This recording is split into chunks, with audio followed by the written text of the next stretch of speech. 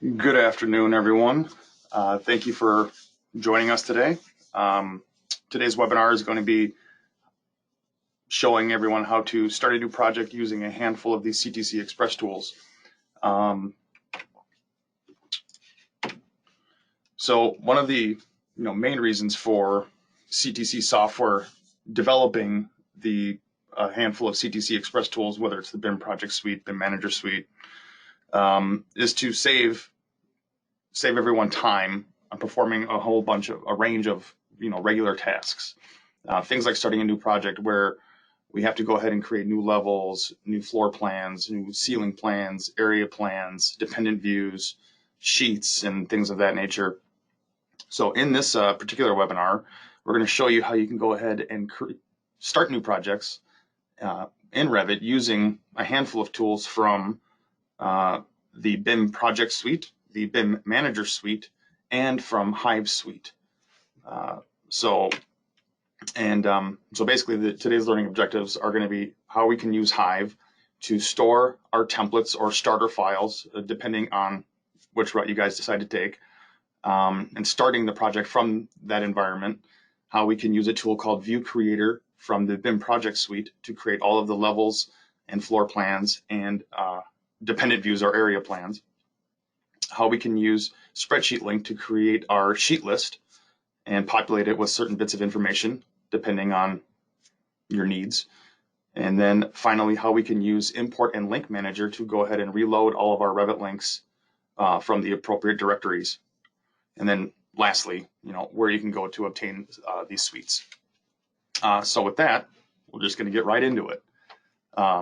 So let me jump into Revit here. Now, right out of the gate, I've got it set up to the CTC Software tab, and I've got our 3 suites available here that we're going to talk about. The Hive suite is over here on the far right, and I'm going to go ahead and launch that here quick.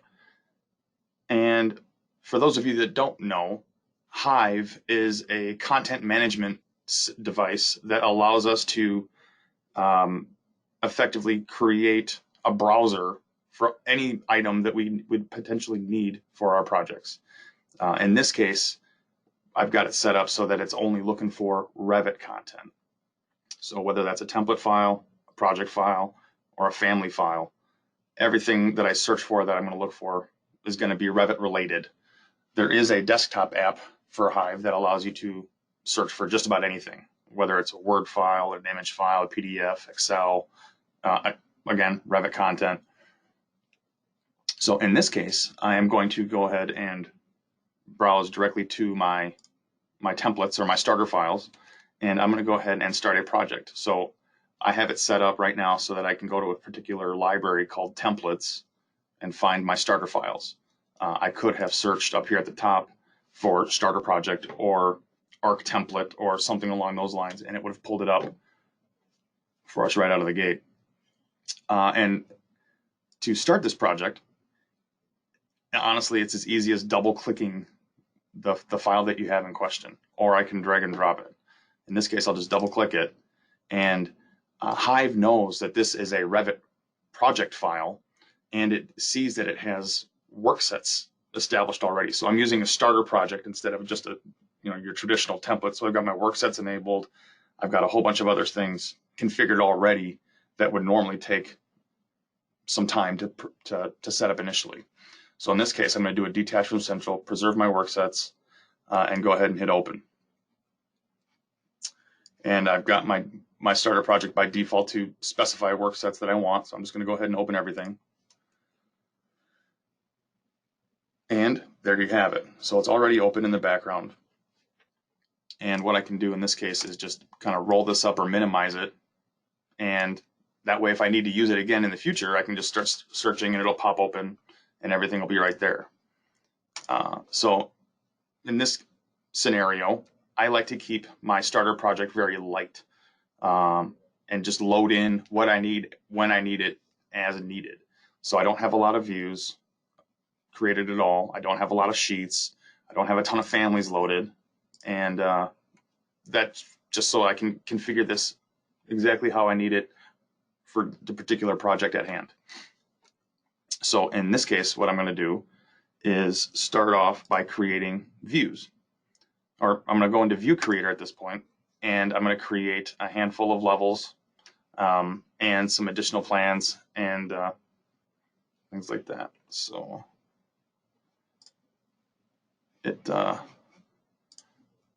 sorry, it popped off on the wrong screen here. Let me just dig it up.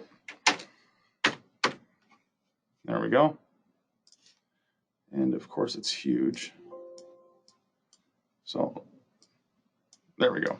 So View Creator. So what we've got here so far is just a handful of levels, nothing spectacular. So what I can do is create additional levels here. So let's just say it's a little bit taller building, and I need to add a few levels here. So let's say that third level, and we'll put that at 24 feet. And we'll add a fourth level just for fun at 36 feet. I'll put the roof at 48 feet and the parapet at 52 feet. Okay. Now, at this stage, I can just go ahead and hit this Create Update Levels button down here at the bottom. And what it's going to do is it's going to create the two levels. It'll update additional two. Nothing failed, thankfully. So I'll go ahead and close that. I'm going to close this just so we can verify that things are in the right position, and then it updated things accordingly. So it took and moved the two levels up, created a couple of additional ones. They're a little off here, so I'm just going to go ahead and drag those into the right position just because I'm picky like that. And there you have it. So now we've got our level set up. So I'm going to pop back into View Creator now and jump to the next tab here for creating plan/ceiling plans.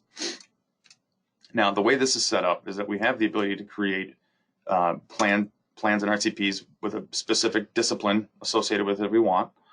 So I can go ahead and filter things down by view type or by discipline, and then by view type. So whether it's a floor plan, structural plan, area plan, or if I want to create ceiling plans, elevations, section details, or 3D views and whatnot. And depending on what you pick, your view templates will change. So you'll have different options for going through and creating different sets of views. In this case, I'm just going to go ahead and create some plan views for this.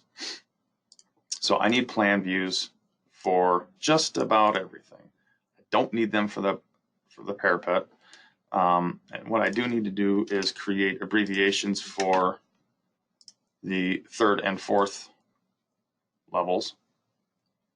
And roof, you can leave it at RO. Me personally, I like to have it at 05, just so that it's follows the same numerical order here. And then we get to go ahead and pick what type of plans we want to create. So depending on the project, you can create existing plans, demo plans, code plans. Let's see, what else do we want? We want finish, typical plan. What else we got here? All right. And definitely need some working plans. I'll probably create presentations too. Why not? And then depending on the project, again, you have the ability to create views based on phase. So I need some new construction. You can put abbreviations in there as well if you need to, if it helps differentiate the various plans that you're working with. Now in this case, I'm going to have my view name defined based on the view template that we're working with here, right? So it's already going to have existing in the name and demo in the name. So I don't necessarily need to have a specific abbreviation from the phase in it. So we're going to go by level, the view template, and then you do by phase, but I don't have an abbreviation, so it's gonna leave it out. I go ahead and hit add, and here's what it's adding to the list. So right now it's going through and creating code plan, demo plans, existings, finish, floor plan, presentation, and a working plan. So this is the complete list that it's going to go ahead and do here. So right out of the gate, I'm creating, well, it's going to tell me, I don't know exactly how many that was, but you go ahead and hit create views. There, created 42 views. Excellent. So now I can go ahead and close this. And So here I went ahead and created all my views, and just to feel good about it, just to make sure it's there. Good. So at this point, I am going to go ahead and draw a few things. So, you know, just go ahead and zoom out here. We'll draw this, and we'll draw something else here. And, you know, because I like to keep things interesting, not everything is always square. I'm going to go ahead and just rotate part of this, move it out of the way, or move it a little bit. Yeah. I don't know. I'm just playing around, having fun with it. And then we'll go ahead and connect some of this stuff up. And because, oops, I just like to have a little bit of fun with it. Do something unique, something a little interesting. We'll just work with that. And so the next step, because this is a fairly large space here, I need to go ahead and create the areas to go along with it. So what you know, and just like any project, what you do is you end up creating a series of scope boxes, and you know, depending on how big you want them or how big the building is, you break it up however you want. So I'll draw my first scope box in, and then we'll call it area. Oops. Area A. And then as I go ahead and copy this around, Revit's going to go ahead and continue to update that. So it'll be area B. Make sure I have some better overlap here. Copy this down here for area C. You can see it's automatically updating that for me, which is great. There we go, area D. And oops. Well, let's just undo that and just do a rotate manually. Like that. Make it a little bigger. And copy this over here. There you go. And now we've got our 5 different areas. Now we get the glorious task of creating the dependent views for this. Now, in your typical process, what you would do is right-click, duplicate as dependent 5 times, rename all of them, and then either continue that process for all the different floor plans that you need, or, you know, right-click, apply dependent views to all the different plans, and you still have to go through and rename everything. It's not going to do that for you. So that could, you know, I had 42 different overall plans. That could take a while, right?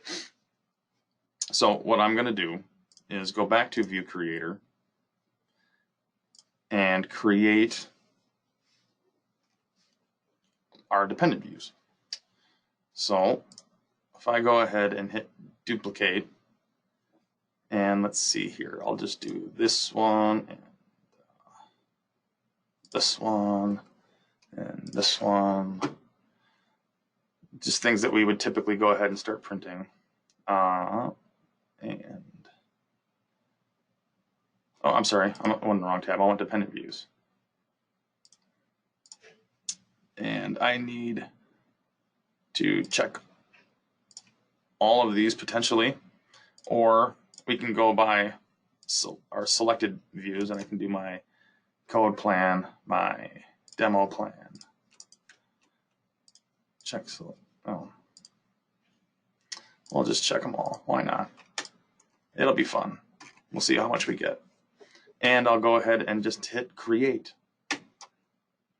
And what this is going to do is duplicate as dependent and on all of these different views here.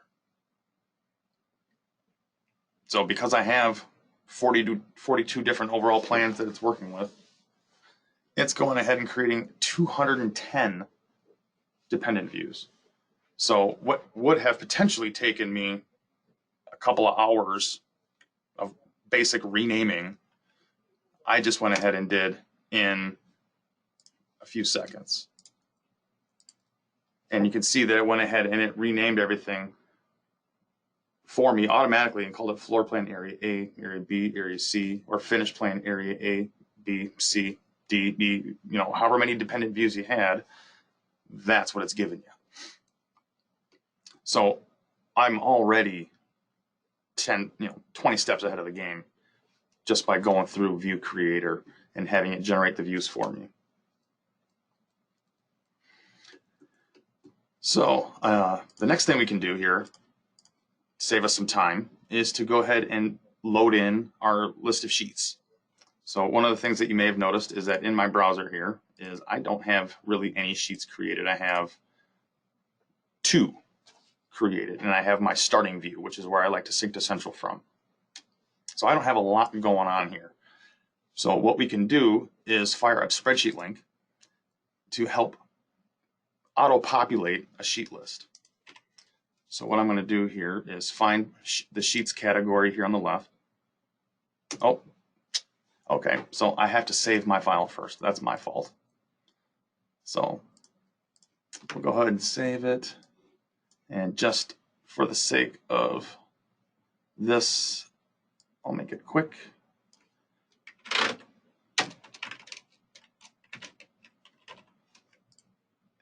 And do this. Excellent. Now we can use Spreadsheet Link. Sorry about that. Go ahead, here's my sheets, and we need sheet number, sheet name. I like to organize my browser in a specific manner, so I'm going to go ahead and use the sheet sort order parameter as well. And I can go ahead and kind of put the discipline designator in there. So if it's a civil sheet, landscape, architectural, structural, it's going to go ahead and organize it in the browser in the way that I want. And then over here, you can see in our preview window that those are the 3 sheets that I had initially set up. So what I can do now is from this preview window is hit the create button here, and we have a create new sheets list or option, which allows me to define how many sheets that I want, what title block I need to go ahead with it. Do they need to be kind of unplaced or reference sheets that show up in the sheet index, but not necessarily in the browser? Or do I want to show everything in the browser? I've got options here. So just,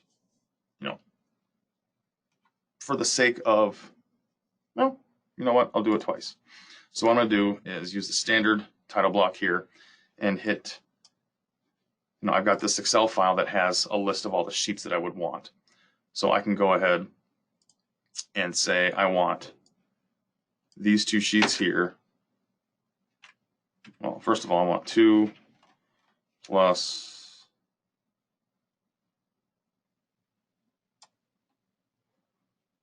56. I want 58 sheets. So we'll go back here and say I want 58.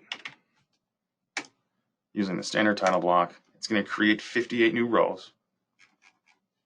Then I can come back to Excel and select the information that I want to bring across. So we'll start by copying this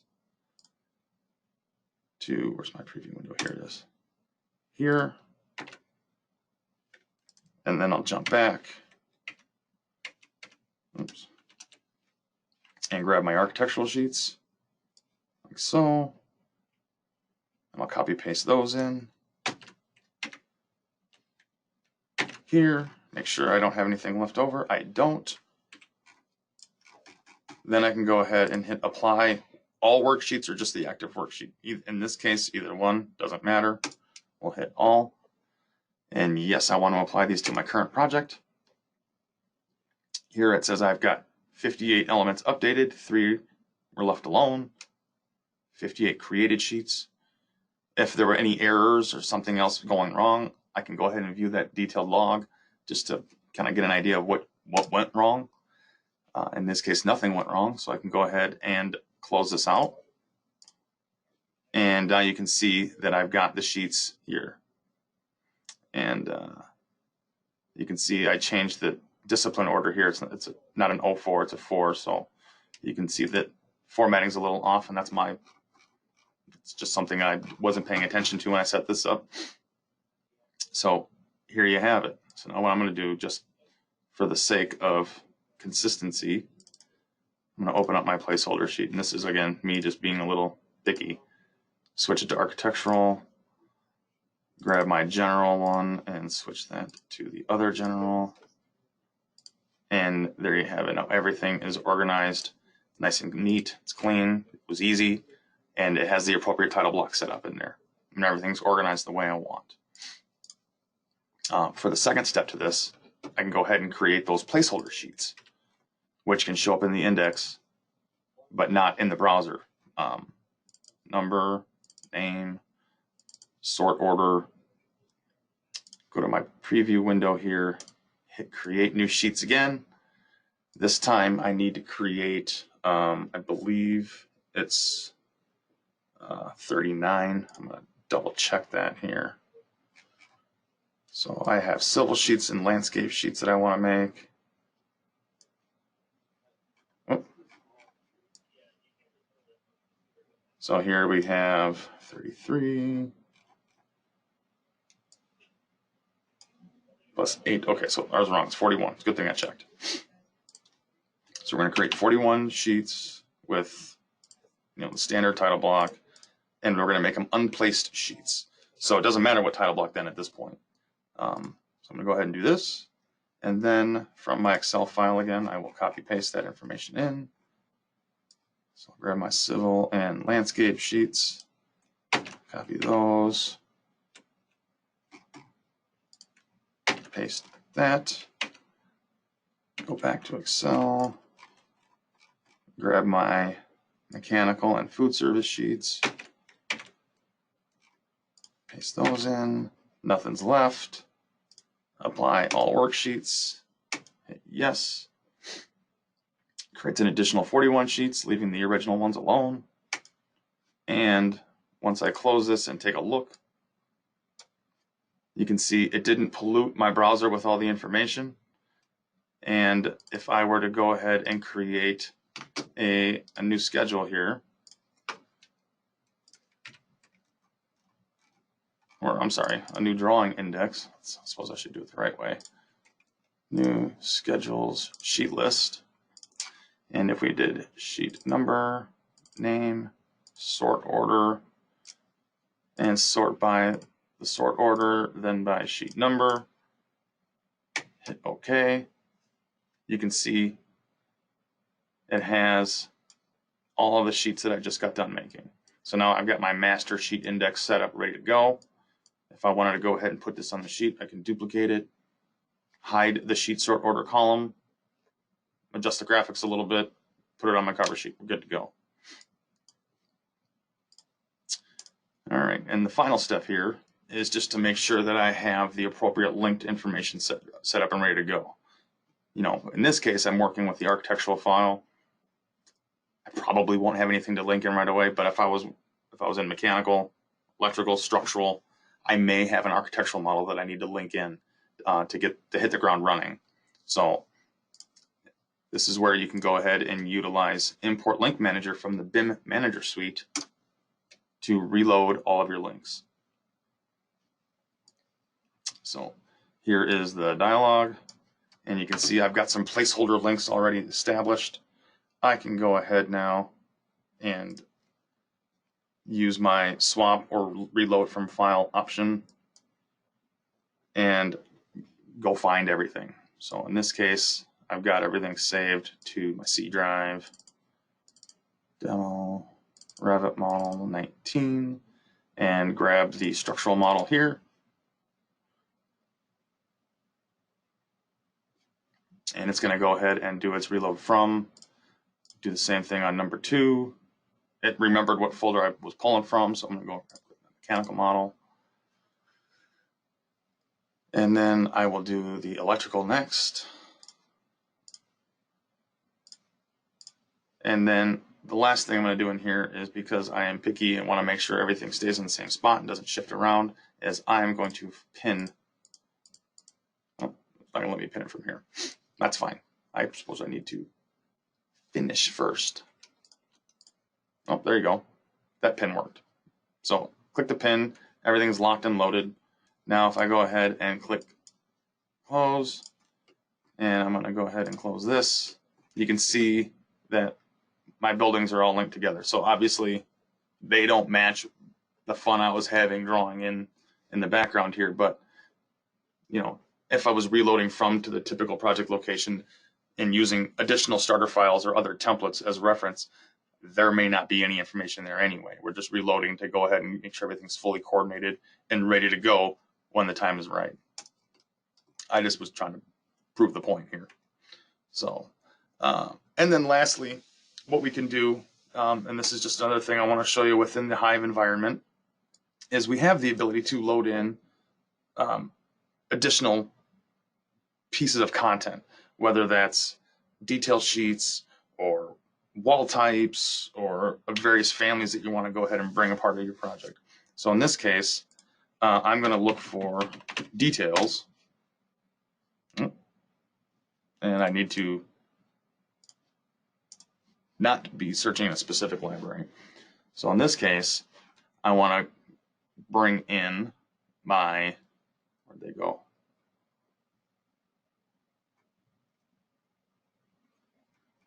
There they are, my kitchen equipment details. So I just searched details, so it pulled up everything that had details in the name. Had I typed in, say, kitchen,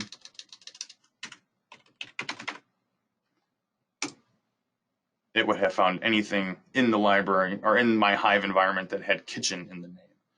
If I were to say kitchen detail, it's going to bring up detail sections and such. So I'm going to go back to just details, because that brought up what I wanted.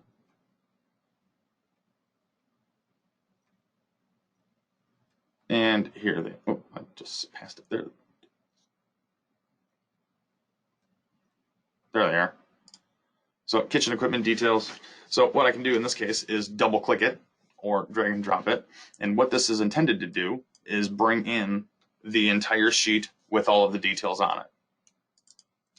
So double clicking does everything for us. So effectively what it's doing is it's invoking a version of the insert from file command and browsing out to the file that it's stored in and transferring all that information into my project. So it's effectively doing a massive copy paste for us. And here you have it.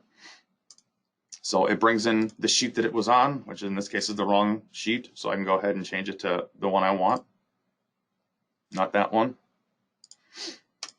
And it has all the views on it for me. I can go ahead and shift those to the right position, add additional information to the sheet as I need, and then we are good to go. So yeah, and now I've got a great starting point for my project. I've got the sheets, got the views, and I've got my links reloaded. So at that point, that concludes the live demo portion of this. And so next step is to kind of show you guys where to go to get this stuff. So what you guys can do is go to our website, ctcsoftware.com, and go to our products tab here, and you can see it lists the various suites. So here we have BIM Project Suite and BIM Manager Suite that you can go ahead and click on those links, and it will bring you to the download page, and you can go ahead and get a trial version of our Project Suite or our Manager Suite. Both are good for 14 days. And you can go ahead and click this link here, fill out a quick form, get the download. The tools that I showed you guys, I'm going to go back into Revit here real quick. On both tabs, you can see are kind of part of our paid version of the suite. So anything in dark green or in dark blue are the paid, effectively what you're paying for. So those will be a part of the trial that's good for 14 days. Once you've downloaded it, you have these light green or light blue tools. Those are effectively free. You can continue to use those as long as you have the suites installed. So you'll be able to use that for the rest of your life if you want, and go ahead and keep updating it as new updates come out or as new versions come out. Keep downloading them, keep using them. Some of these tools are awesome and should be used on every project. And then as far as, let me go back to the website here. As far as Hive goes, we have the ability here to go ahead and get a trial version of Hive. So you can set that up, test it out, see what you think. and you get, once you click the Get Started, it'll guide you through how to do it. Get a free trial for another 14 days, and all of our tools have a series of demo videos that you can go ahead and get some more information on, get introductions on.